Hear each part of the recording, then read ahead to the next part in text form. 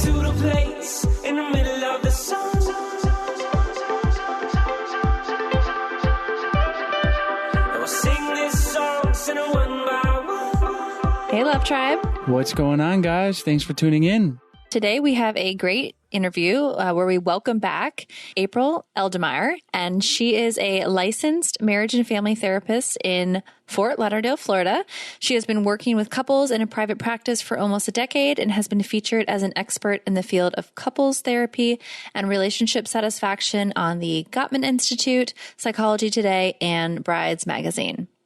And April and Sarah and I get into how to recognize and deal with a one-sided relationship. So a lot of value in today's show, even if you don't feel like you're in a one-sided relationship, just certain skills and ways to check in with yourself and the relationship to see if your expectations are met, if your expectations are even realistic, and based on the answers to those questions, dealing with that with your partner. So as always, thank you guys so much for tuning in and sharing the podcast with your friends and family.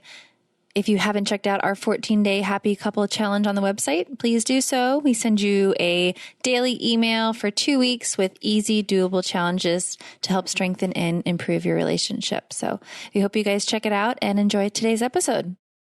Before we jump into today's interview, we want to tell you about our online course, Spark My Relationship. Do you guys want to create more passion, improve your communication, and build a stronger, more intimate connection with your partner in less than 90 days? Yes, sign me up.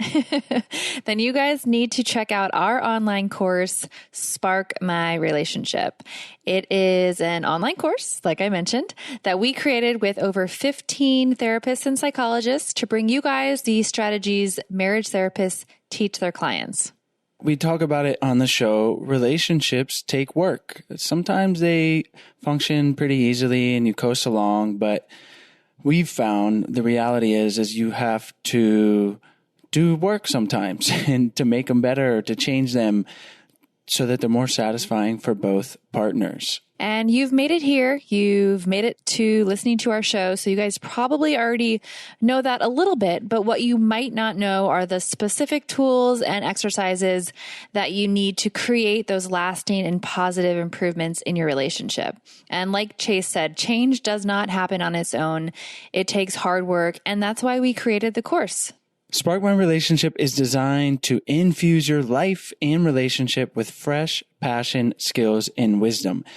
And it's a self-paced journey that's perfect for turning up the heat, having some fun together, and revolutionizing your intimacy and communication. And just some tools and strategies that the course includes is how to eliminate unhelpful old habits, develop mindful awareness to help improve your stress management, learn healthy and successful communication tools, create a deeper and more intimate bond, and strengthen your couple microculture, which you will find out what that is. In the future together. So for our listeners only, we're offering a special of $100 off the course. Visit sparkmyrelationship.com/unlock to unlock your discount. And there is a 30-day money-back guarantee. So there really is no reason to not give it a try. So go to sparkmyrelationship.com/unlock for $100 off.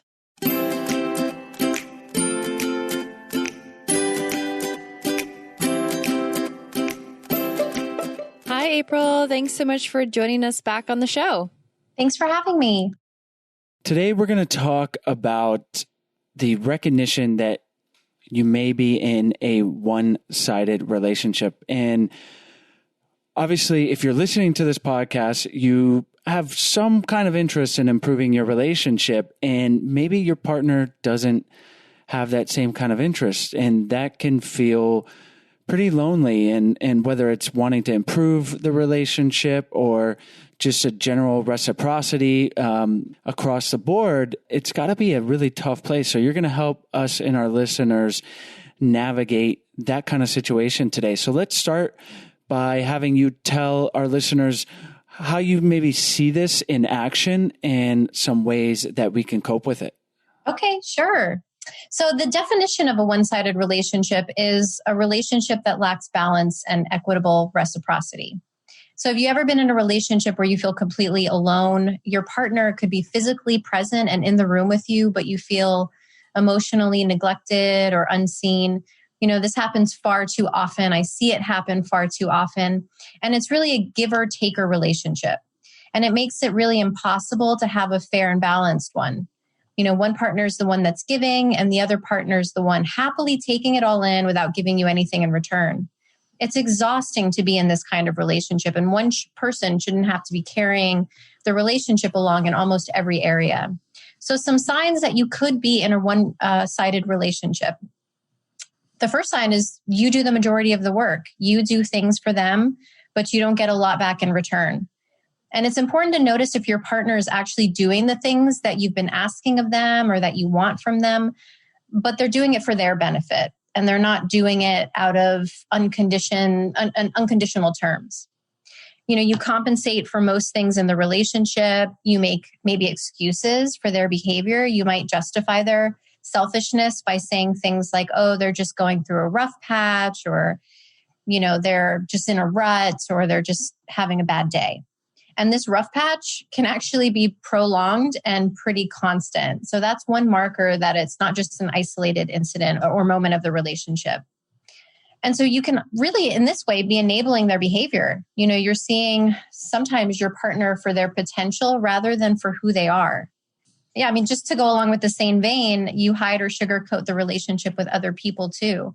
You could be the one that's always repairing or apologizing. You feel like you're tiptoeing around them, and you may have tried to speak to them before about your needs, and they're either dismissed or they make excuses, or they might say you're being overly dramatic or irrational. So you don't ever get your needs met. And over time, this can build resentment, and you can start to see the relationship in a negative way. So obviously there's a lot to unpack here, and there's a lot of different situations where it can be one-sided. So what would you tell someone there's someone listening and they're really identifying with this and saying, yeah, for sure, check the boxes on all these things, that they are carrying the burden in the relationship? How can they start to address this with their partner? Well, I think the first step is to get honest with yourself. Be honest about the person that you are in the relationship with. Do their behaviors display an equal partnership? Are they equally engaged in the relationship? Are they actively contributing to making things grow and flourish? Make sure you do a relationship inventory and also get clear about your boundaries. That's really significant here. What boundaries are consistent with the way that you want to feel loved by the other person? And what behaviors are consistent with you being a loving partner that not only honors you, your time, and your resources, but gives you the equal one, the equality in the relationship that you're looking for? Are you being true to yourself, while also giving to the relationship, or are you just sacrificing yourself? And staying consistent and communicating about your needs and expectations is really important to your partner to do. So we want to talk about how we can communicate those needs. But first, I'm wondering, how can we identify if our expectations are realistic? That's a good question. I think your expectations have to be met in the context of the relationship, meaning, how do you feel loved? How do you communicate love? What makes you feel like an equal partner in the relationship? This might be unique to every relationship.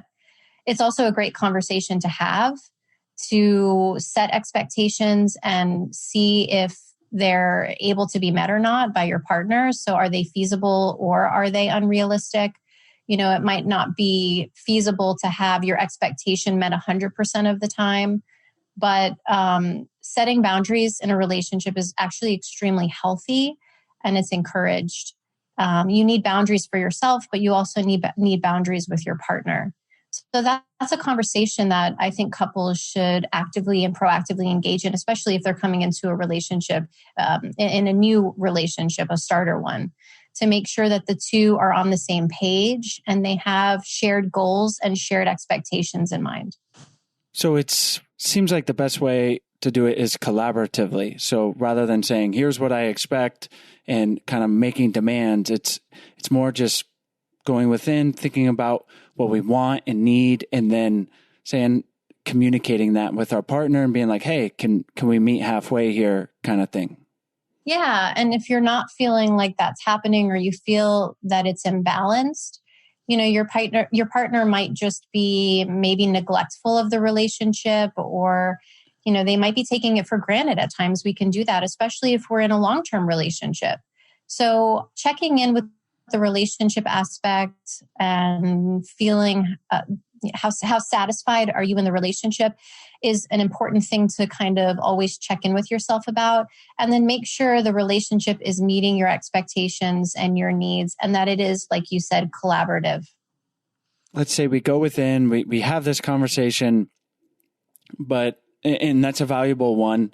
But let's say you've already had the conversation and you feel like your needs are still not being met. It's very one-sided.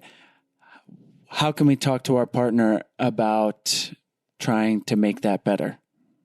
So the hard truth is that even if you've taken your relationship inventory and you've said, financially, I might want the expectation to have the relationship split in half in terms of money and what we're contributing, or parenting. Maybe there's an expectation that one parent takes more of the burden for a period of time while the other is going to school or working full time. And so these are some of the expectations that you might have in a relationship, to feel like it's a fluid ebb and flow and a give and take equally and mutually. And if you've communicated those things and you've said, these are the things that I'm looking for, can you meet this need or this expectation that I have? And you're continually dismissed, or it's completely overlooked, or your partner blames you or points the finger and says, well, this is unreasonable, or you're asking too much of me, or, you're not giving me something in return, then it might be time to evaluate how happy you are in the relationship. And that might be a hard question to ask, because the end result might be that the relationship may not work. But before you get there, it's really important to have a conversation with your partner about what's lacking and what your expectations are. Do you generally find that in those types of situations where the one person is then questioning their happiness, that they're typically the ones that are not fulfilling their partner's needs because maybe they've, like you said, taken advantage or kind of just maybe checked out? The partner that isn't giving and is unhappy because they feel like they're falling short. Yeah. I mean, if a partner is constantly giving and they're not getting anything in return, they do start to develop low self-esteem. You start to think poorly about yourself. You start to think, maybe I'm not the right person for my partner. Maybe I'm not meeting their expectations. Maybe I'm falling short. Maybe I'm not good enough. And if you're constantly experiencing guilt or resentment, shame or embarrassment about, taking on too much responsibility that you had to, and feel that it wasn't reciprocated, you get burned out, you start feeling bad about yourself and empty about yourself. And it's really time to maybe take a moral inventory of how you're feeling and what you're looking for in a relationship. And if you're unfulfilled, then and nothing changes, then that's a big concern for how your relationship would sustain long term. You mentioned checking in and having what I would say is like a hard conversation with yourself of like, am I really happy in this relationship? And that comes with all of our expectations and where those come from. How can we think about that question of like, how happy should we be in a relationship? Does that make sense? Right. You don't want to second guess what's really occurring in the relationship and how serious it might be, right? Whether it's circumstantial or whether, again, we go back to, am I being unrealistic here? And that goes back to looking at the relationship as a whole. How long have you been feeling like your needs have been unmet? How clear have you been about expressing your needs? How receptive has your partner been to hearing them? Do they give with a selfish intent? Are they asking things of you and gladly taking and not asking you or checking in with how you're doing? If you're thinking about yourself more than the other person, this might be a sign that you could be the selfish partner here. If you're not actively supporting them or your partner's not actively supporting you, then check in with yourself about how you're showing up in the relationship as an equal partner should be. Are you asking how you're meeting their needs or their expectations? Another really interesting sign is vulnerability. If your partner's not vulnerable with you like you need them to be, or they're only vulnerable with you if it's convenient for them, then there's no emotional intimacy to be had there. It's just kind of, again, that one-sided feeling of a relationship that lacks the connection and the bond that you need to have long-term to make it work and to make both of you happy. If one's happy and the other's not, then that's, again, not a balanced relationship. That's a then maybe superior, inferior dynamic, so to speak. And maybe it's an unconscious kind of representation of the relationship overall. But that could then be what the dynamic of the relationship looks like. How would you walk through having a couple have a conversation about if one person feels that the other person isn't being vulnerable in the relationship? The first thing I would suggest is writing some thoughts down and writing out what your expectations are. A collaborative conversation isn't about saying you always or you never or pointing the finger. It's really about staying true to you and speaking from your own perspective. And the conversation could go like this. I've really been feeling emotionally neglected for this amount of time. I've been feeling unseen by you. I've been feeling as though we're not connecting on a deeper level. I feel like maybe our contributions are off. And I want to talk about how I can feel better and how you can meet the expectations without feeling as though they're unrealistic, and how I can meet your needs better too, because maybe I'm lacking in that area.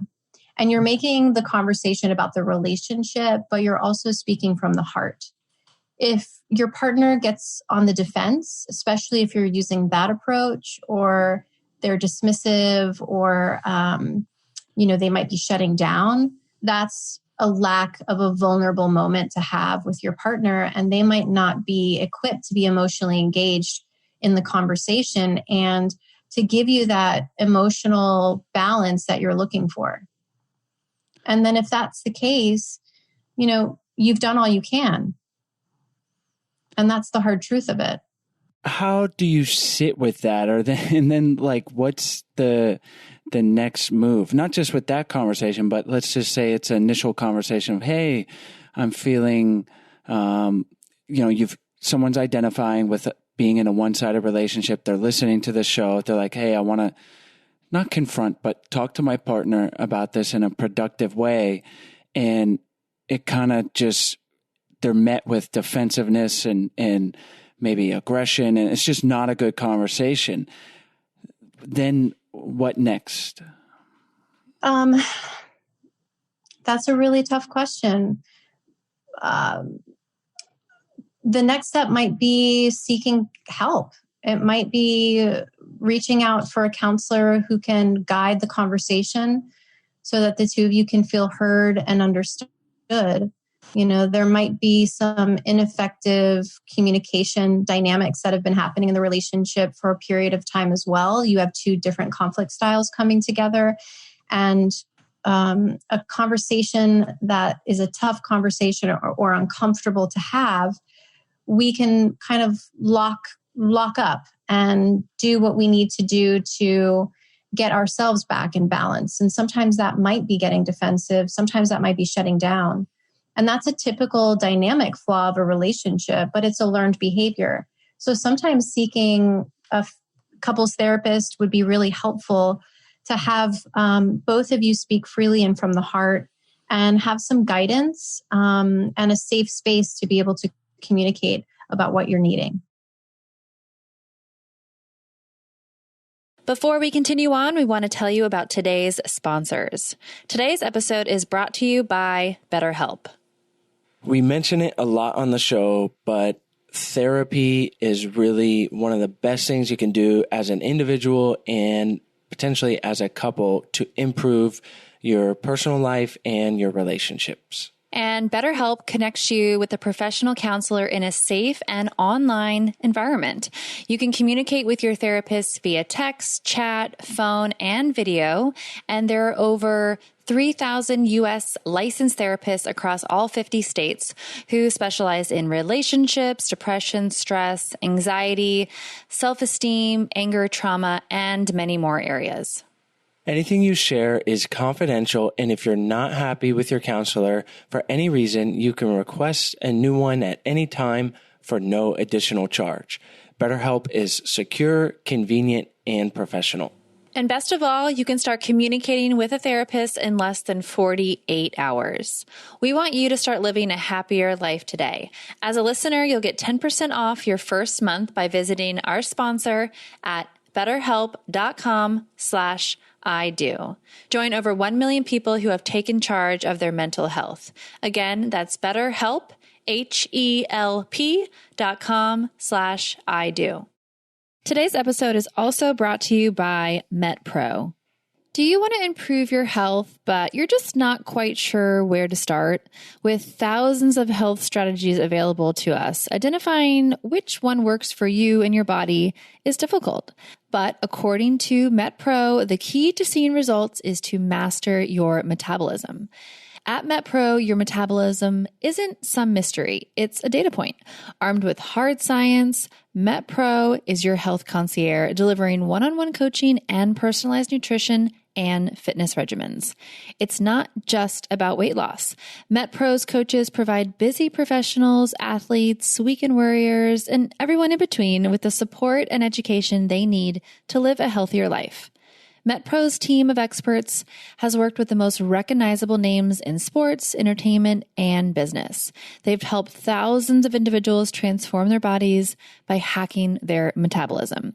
Recently, they launched a new tool that allows you to experience the same science and tailored strategies that their experts use. This isn't just a food logging tool or a workout app. The MetPro app allows you to start tracking, analyzing, and learning what your metabolism responds to best. If you're looking for a high-touch experience working with a metabolic expert, or if you want access to the tools their industry-leading coaches use, visit metpro.co/IDO to take their assessment and speak to their team and learn which options are best for you. Listeners will also get up to 1 month free when they sign up.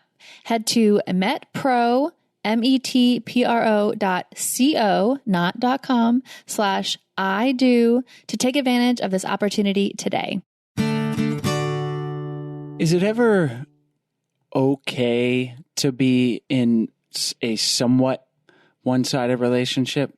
I'm just thinking of my grandmother, and I love her to death, and my grandfather unfortunately has passed, but they had a very, in my opinion, on the outside, just one-sided relationship. Like, she was the classic, housewife type and just kind of at his service. But she's one of the happiest people I know, and then and now. And obviously, I don't know all the details of their 50 or 60 year marriage. But anyways, can you speak a little bit to different dynamics that might appear to be one-sided from the outside? It sounds like that relationship worked for your grandparents. And so if it's working for you and one is, typically, genuinely more selfless and more of the giving partner, and the other is more of the taker, that actually might work. I would also say too, that check in with how one-sided you feel over the long haul. And so what I mean by that is a relationship ebbs and flows and has different seasons where one partner needs to pick up the other person's slack, whether it's a job loss and the other person has to financially contribute or provide for the family, whether it's a partner who chooses to go back to school and the other partner needs to step in and take care of the kids more so than they would have before. That is a fair and reasonable one-sided relationship for a period of time. And that's an mutually agreed upon dynamic that the relationship has in that season. But if that season becomes grueling and it becomes a long winter and it's cold and damp and dark, then that might be a time where you reevaluate and say, this isn't working for me or for our relationship.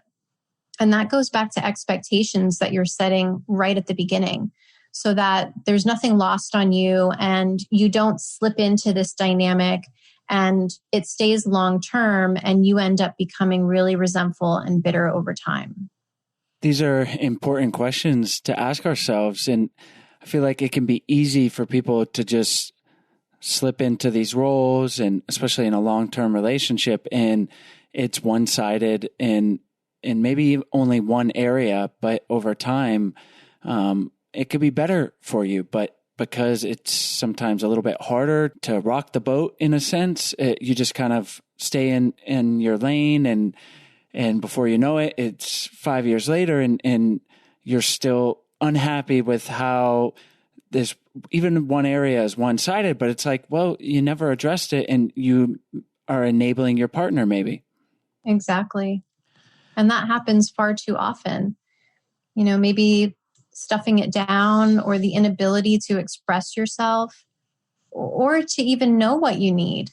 It's really important to check in with yourself too and say, I deserve to have my needs met in this relationship also.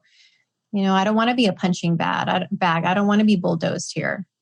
And so I think that the enabling of the one-sided relationship can absolutely be common and something that you can fall trap into in a relationship pretty easily.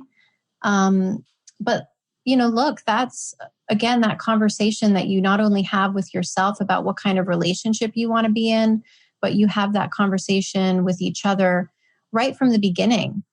And if it's not working for you and over time, you start to feel very alone. I said this, in the beginning, you could be physically present with each other, but feel so alone, so lonely in your relationship.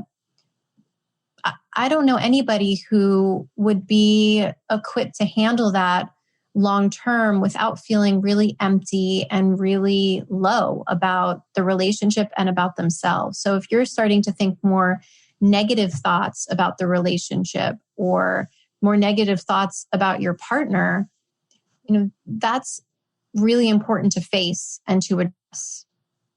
You mentioned earlier in the show about taking a relationship inventory and thinking about our expectations. What are some questions we can ask ourselves when taking a relationship inventory? I would start with your own definition of happiness for yourself. In a relationship, in my experience, maybe looking at family upbringing, what was I shown? What did I see? And what did I experience that made me happy in a relationship? It might be about emotional contribution. So being vulnerable with each other on a really intimate level and carving out that time and that space to connect and to bond with each other. And that might be just enough. That might be the only ingredient that one person needs, and they might contribute more in every other way. And that's okay. So there might be other expectations too. It might not be just that one. It might be that money is a really big piece of security for you. Financial security might be really important to you. And if you're the one that's financially providing or propping up the relationship in all of the monetary ways and your partner's not contributing anything, then that is a very unstable feeling for that person to be in a relationship with. So I would look at all of the big items of connection, of intimacy, of finances, of parenting. And partners can also be selfish when you're physically intimate too. So sometimes emotional and sexual needs go hand in hand. And if that's really important to you too, then you might be giving in almost every area of the relationship. So I think it's looking at the really big components of a relationship and seeing what makes you fulfilled, what makes you feel connected to your partner, what makes you feel like you have good thoughts about how you feel in the relationship and how the two of you operate in the relationship that you're in.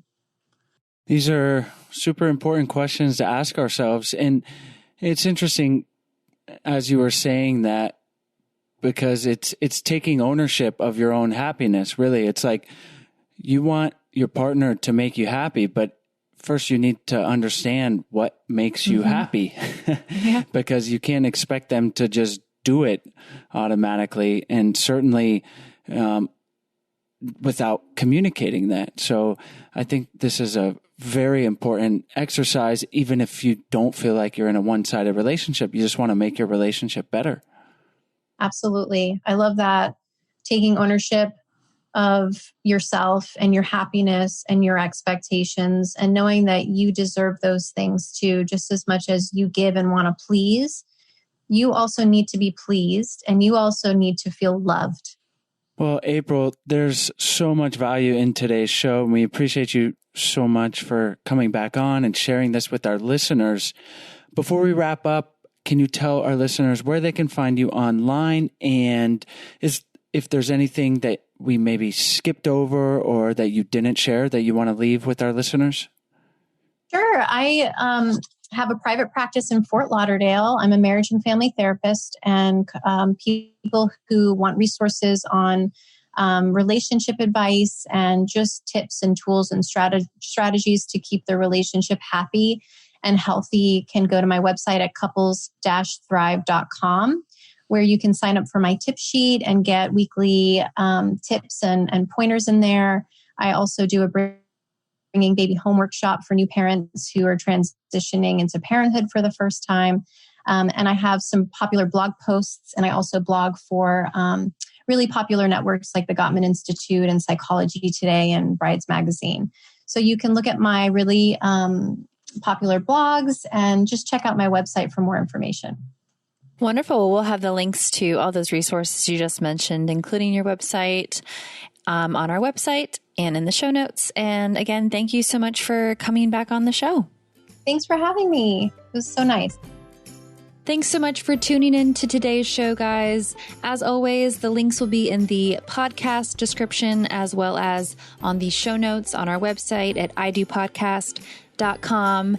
And while you're on our website, we hope you guys check out our free 14-day Happy Couple Challenge. It's a challenge where we send you a daily email for 14 days with easy, doable challenges to help strengthen and improve your relationship. And it's honestly just a whole lot of fun to do with your partner. It's something new, and we think you guys will really enjoy it. So check it out. And while you're on the website, there are tons of free resources, as well as more information about our online course, Spark My Relationship, where our listeners can get $100 off. So check that out. You can go directly to the course website at sparkmyrelationship.com/unlock, and that's where you can get the $100 off. So thank you guys for tuning in, and we'll see you next week.